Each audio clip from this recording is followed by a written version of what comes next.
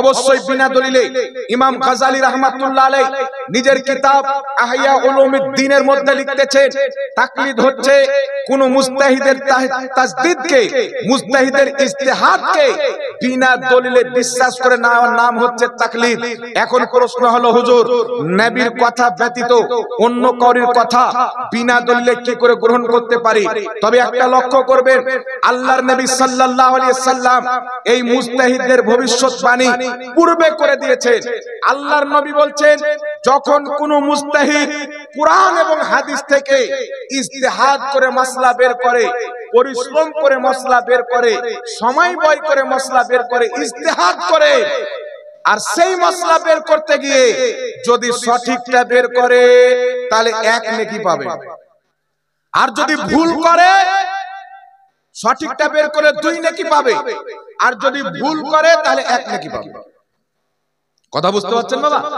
আল্লাহর হাবিব বলছেন, যখন মুজতাহিদ কুরআন হাদিস থেকে ইজতিহাদ করে মাসলা বের করবেন, যদি ওই ব্যক্তি সঠিকটা বের করে আল্লাহ তাকে 2 নেকি দিবে, আর যদি ভুল করে তাহলে 1 নেকি পাবে। এটা একমাত্র মুজতাহিদদের জন্য আমার আপনার নবী বৈশিষ্ট্য দান করেছেন, জোরে বলতে হবে সুবহানাল্লাহ।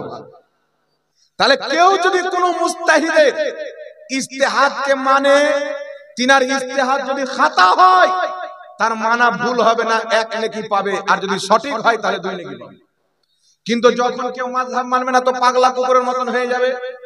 যেমন লামাযহাবী হয়েছে, কেউ বলছে কোরআন হাদিসের তাবিজ করা যায়, কেউ বলছেন কোরআন হাদিসের তাবিজ করা শিরক। ওদের মধ্যে যেমন দেখবেন একটা গরু যখন মারা যায় তো 2-4টা পাগলা কুকুর গিয়ে কেউ কেউ কেউ কেউ করে, এদিক টানাটানি করে, ওদিক টানাটানি করে।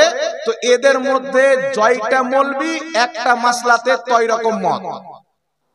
কাযযাবিন ইহুদি বলছে গরু দিয়ে আপনার আকীকা চলবে না, আর জাকারিয়া বলছে যে গরু দিয়ে আকীকা চলবে। চিন্তা করছে, ও যে কুরআন হাদিস দিয়ে যদি তাবিজ করা হয় তাহলে শিরক হবে, আর ফের তাদের মৌলভী আহমদুল্লাহ বলছে কুরআন হাদিস দিয়ে তাবিজ করলে জায়েজ হবে, শিরক হবে না। কথা বুঝতে পারছেন? এটা মাযহাব না মানার শাস্তি। যার যেটা মনে আসবে, আল্লাহর নবীর কথা আজকের চুজা কম্পিউটার চালানোওয়ালা দারমত খেয়েওয়ালা তো দেখছে ধর্ম ব্যবসা বেশি চলছে, তো ময়দানে নেমে গেল 2-4টা বাংলা কিতাব নিয়ে, আর খালি বাংলাদেশের মৌলভীকে চ্যালেঞ্জ করে, বাংলাদেশের মৌলভীকে চ্যালেঞ্জ করে। হিম্মত যদি থাকে তাহলে সুন্নাত ওয়াল জামাতের সাথে ফেস টু ফেস বসো। আহলে সুন্নাত ওয়াল জামাত প্রমাণ করবে লামাযহাবীদের আল্লাহর ব্যাপারেও আকীদা খারাপ, রাসূলুল্লাহর ব্যাপারেও আকীদা খারাপ আছে, তাদের আকীদা ঠিক না। এখন প্রশ্ন হচ্ছে বাবা শুনেন, ইমাম বুখারী রাহমাতুল্লাহ আলাইহি গোসল করে 2 রাকাত নামাজ পড়লেন, একটা হাদিস লিখলেন, আবার হাদিস লিখবেন, গোসল করলেন, 2 রাকাত নামাজ পড়ে একটা হাদিস, এইভাবে তিনি বুখারী লিখেছেন। ইমাম মুসলিম রাহমাতুল্লাহ আলাইহি নিজের বানানো দুরূদ মুসলিম শরীফের মধ্যে লিখেছেন। তাহলে লামাযহাবীদের ফতোয়া অনুযায়ী ইনারা বিদআতি হবে কি হবে না? কথা বলেন, বিদআতি হবে কি হবে না?